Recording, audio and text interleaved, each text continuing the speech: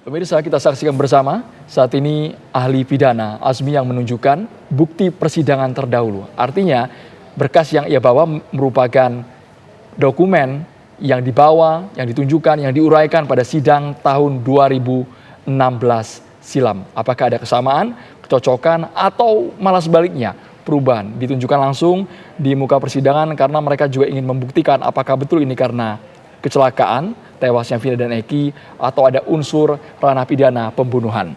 Ya, jadi selain yang dibahas, ini adalah soal penyebab kematian Vina dan Eki, namun bukti atau salinan putusan dalam sidang kasus Vina Eki pada 8 tahun silam, ini dihadirkan untuk membuktikan bagaimana proses mulai dari penangkapan, penetapan status tersangka, hingga kemudian penetapan DPO. Ini kemudian menjadi diskursus di persidangan, sehingga bukti persidangan pada tahun 2016 silam dalam kasus pembunuhan Vina dan Eki dihadirkan di depan majelis hakim untuk menjadi pertimbangan dari majelis hakim dalam memutus peninjauan kembali kasus pembunuhan Vina Eki terhadap mantan narapidana Saka Tatal. Bukan hanya ahli pidana, Vita, ya sebenarnya, karena mereka juga menghadirkan ahli forensik yang harapannya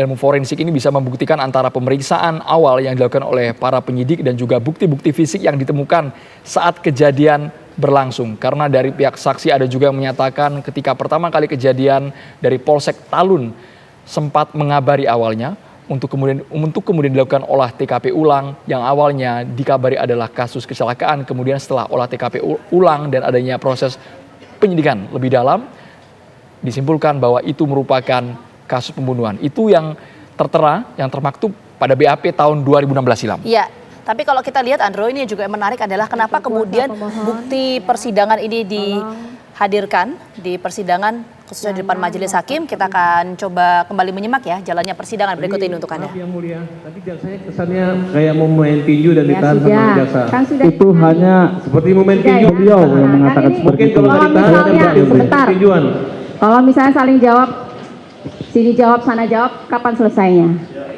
Ya, ini ahli, kita hargai ahli.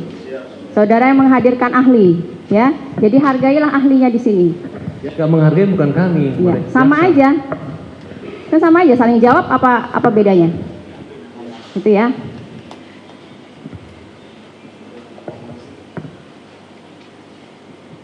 Kita teduh setelah ngelihat senyumnya Bapak Fernando.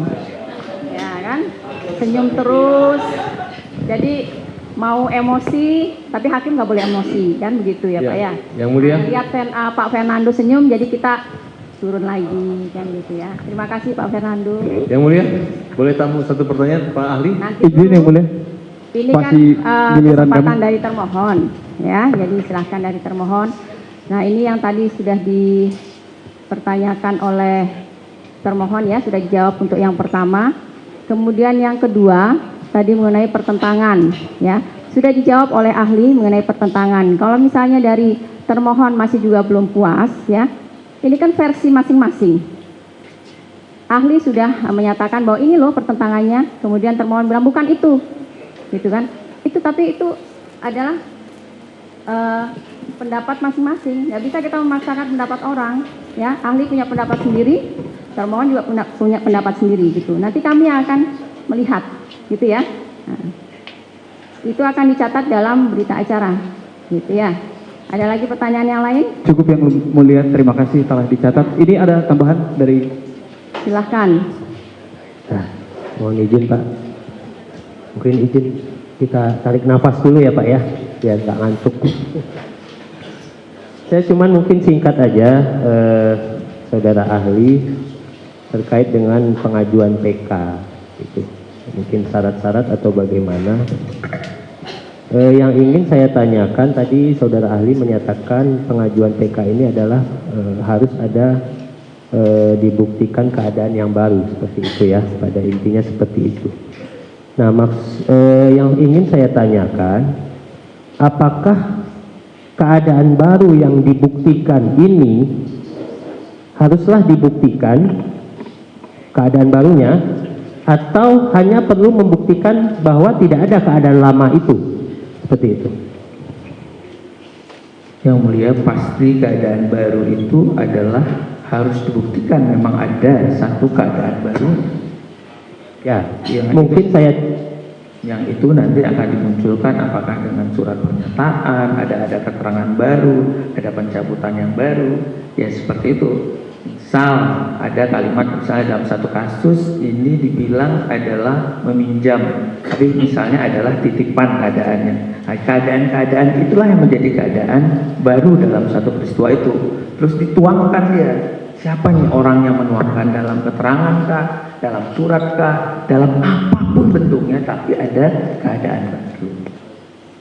Nah, jadi yang ingin saya ini kan, mungkin saya interpretasikan dengan sebuah keadaan ketika ada suatu peristiwa pidana pencurian misalnya, tetapi kemudian diajukan ada keadaan baru, ini adalah suatu pemerasan misalnya, seperti itu.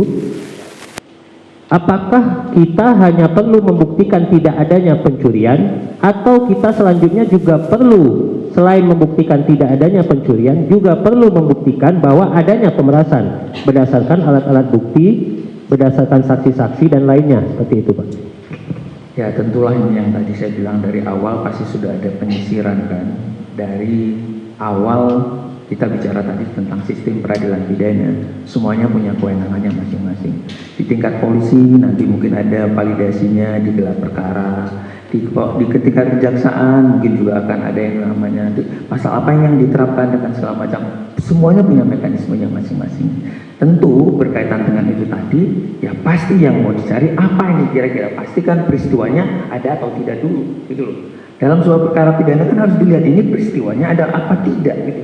Bukan orangnya kan gitu, tapi peristiwa ini terjadi atau tidak, baru nanti siapa sih yang harus bertanggung jawab setelah dilakukan penyelidikan, mengumpulkan alat bukti dan segala macam. Seiring kalau itu dilakukan secara normal dan ideal, maka penyidikan itu pasti mengerucut dengan orang yang tepat dan tidak akan terjadi error in person. Nah, yang saya tanyakan adalah ketika pengajuan PK ini Pak. Ketika pengajuan PK, apakah pengajuan keadaan baru itu hanya perlu membuktikan tidak adanya, atau dalam arti ini adanya keraguan terhadap keadaan lama, atau pemohon PK juga seharusnya perlu membuktikan bahwa ada keadaan baru dengan alat-alat bukti yang sah? Seperti itu Pak. Tentu ini kan lagi-lagi ya mengudinya nanti kan kembali kepada majelis hakim untuk menerima alat bukti ini dapat dikategorikan keadaan baru atau tidak gitu. Tapi keadaan baru itu pasti harus memunculkan punya sifat dan karakteristik yang dugaan kuat yang tadi saya bilang. Jika itu tadi ada, jadi kalau surat-surat ini ada, keterangan-keterangan yang hari ini dimunculkan itu ada pada persidangan yang lalu, pasti ceritanya tidak begini. Itu yang dimaksud di dalam pasal 263 Kitab Undang Hukum Acara Pidana tadi. Tapi kalau saya mau bilang lagi, kalau kita membaca bukunya M. Yahya Harahap menyatakan begini, itu tidak hanya dibaca, tapi kalau di situ ternyata ada dugaan kuat, ada tipu muslihat dari pihak lain atau pihak lain yang berisi tentang kebohongan, ada sebuah kebohongan, ada tipu muslihat yang tidak sebagaimana mestinya, ya ini juga bisa masuk dalam materi muatan. Ini saya kutip dari bukunya M. Yahya Harahap, pembahasan UHAP. Oke. Kemudian mungkin terakhir, apakah kemudian memungkinkan memakai alat-alat bukti yang sama dengan alat-alat bukti yang dipakai sewaktu pembuktian di persidangan, tetapi diinterpretasikan dengan cara yang berbeda? Seperti itu. Dalam pengajuan PK, kita konteksnya dalam pengajuan PK. Tentu kebaruan yang saya tidak bisa memaknai interpretasi karena kan harus diwujudkan dalam benda apa sih daripada alat bukti ataupun keadaan baru tadi. Jadi harus jelas bentuknya keadaan baru tadi. Sekali lagi yang mulia, apakah itu gambar, surat, keadaan-keadaan baru, ya domainnya yang mulia lah untuk menguji tentang alat bukti sudah dapat diterima atau tidak. Ya, maksud saya mungkin begini, misalnya suatu tulisan yang pada saat itu dimaknai berbeda, tetapi pada suatu waktu yang akan datang, ternyata ditemukan fakta bahwa ini maknanya bukan seperti yang dulu. Dari pihak Sakatatal yang sudah menyiapkan sejumlah bukti baru atau novum, mereka berharap antara bukti baru yang disajikan di ruang persidangan dan juga keterangan dari ahli pidana ini bisa sinkron dan menguatkan bahwa fakta yang dialami Sakatatal memang betul-betul sesuai dengan apa yang ia ungkapkan setelah 8 tahun silam kasus ini berlalu. Ya, tadi ada menarik di persidangan, pemirsa, kalau tadi Anda simak, ada kemudian bukti yang dihadirkan, salah satunya adalah berkaitan dengan hasil putusan dalam sidang pada tahun 2016 silam. Ini yang ingin dibuktikan, apakah penyebab kematian Vina dan Eki karena kecelakaan tunggal atau karena pembunuhan. Itu poin pertama. Yang poin kedua ini adalah mengenai bagaimana proses penangkapan, penetapan status tersangka hingga penetapan terhadap DPO sesuai dengan hasil putusan majelis hakim pada sidang tahun 2016 lalu. Demikian Breaking News Tibuan, saya Andromeda Merkuri. Dan saya Gina Vita, kami berdua pamit undur diri. Selamat sore. Sampai jumpa.